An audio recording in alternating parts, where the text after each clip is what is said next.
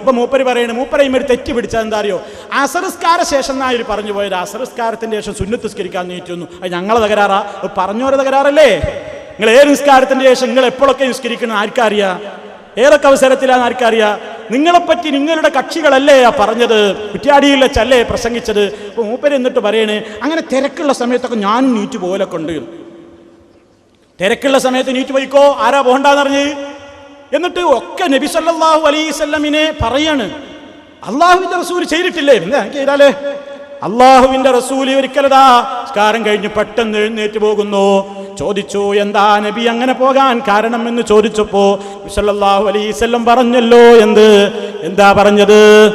വെള്ളി നാണയം അതല്ലെങ്കിൽ നാണയം ദിർഹം അവിടെ ബാക്കി വെച്ചിട്ടുണ്ട്, അത് വിതരണം ചെയ്ത് തീർക്കാൻ വേണ്ടി പോവുകയാണ്. നബി സല്ലല്ലാഹു അലൈഹി വസല്ലം എഴുന്നേറ്റ് പോയൊരു ദിർഹം വിതരണം ചെയ്ത് തീർക്കാനാണെങ്കിൽ, ദിർഹം കൊടുത്തു തീർക്കാനാണെങ്കിൽ, കാന്തപുരം എഴുന്നേറ്റത് ദിർഹം പോക്കറ്റിലേക്ക് വരാനല്ലേ? അതാ ചോദ്യം, അതാ വ്യത്യാസം.